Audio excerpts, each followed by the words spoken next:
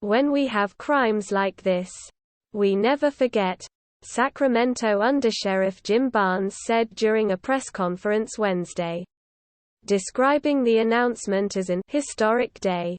The case was picked up several times over the years but eluded detectives until DNA technology that helped solve the Golden State Killer's case helped to pinpoint a suspect. Since the Golden State Killer breakthrough in 2018, more than 150 cases have been solved as a result of DNA technology. Without this tool, we wouldn't be standing here today, said Sacramento County District Attorney Anne Marie Schubert. Bennallack, a 28-year-old court reporter, was found brutally stabbed in her apartment by her friend and apartment manager after she failed to turn up to work on October 26, 1970.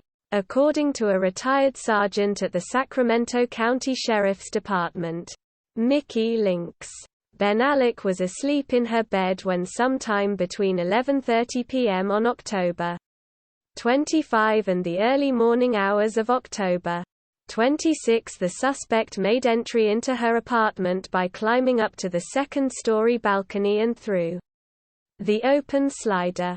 The man clambered over the balcony with tape on his fingers before breaking into Bennallack's apartment. The man stabbed Bennallack over 30 times and nearly decapitated her.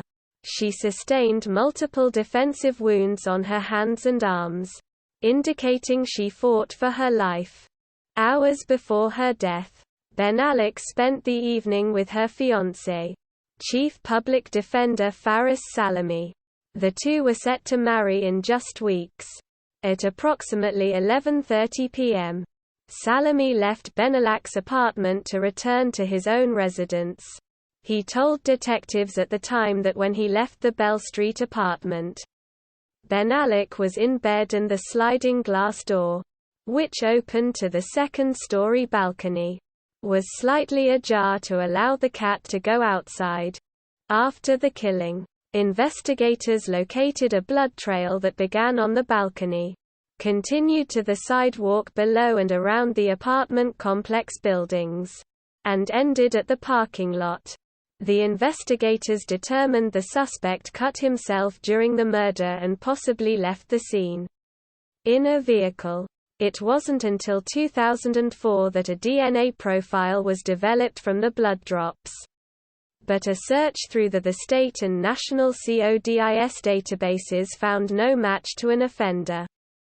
Then, 15 years later, in November 2019, investigators from the Sacramento County Sheriff's Office Cold Case Team and the Sacramento County District Attorney's Office began a forensic genetic genealogy investigation. On July 21, 2022, investigators identified the suspect as Richard John Davis. He was 27 years old at the time of the murder and lived in the same apartment complex where Bennallack was killed. It's been said that justice can sleep for years and awaken when it is least expected. A miracle is nothing more than dormant justice from another time arriving to compensate those it has cruelly abandoned, Schubert said. When we talk about dormant justice and a miracle, there is no doubt that justice in this case was dormant for decades.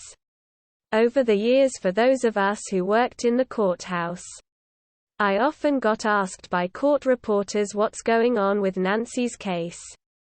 Nancy was never forgotten. She was always top of the list. Despite the breakthrough, authorities revealed Davis died in Sacramento County on November 2, 1997. He had no violent prior arrests, though had a reported DUI arrest. It is unclear what the motive for killing may have been, but Davis lived opposite the pool from Bennallack's apartment and had a direct view of her. Detectives surmise Davis perhaps had an attraction to her. But, that's just a guess, Lynx said. But clearly, he intended to do what he did that day. He put masking tape on every one of his fingers to conceal his fingerprints. If he were alive, we would be talking about a premeditated murder. Due to the fact that Richard Davis is deceased, sadly, there won't be any form of legal justice. But Linda and Tom, I hope this brings you, Nancy, and your family some peace, an emotional Lynx told Bennallack's family, who were at the press conference. In a statement, her sister, Linda Cox, thanked officials for cracking the case, adding, "Truthfully, I was almost giving up ever solving Nancy's case.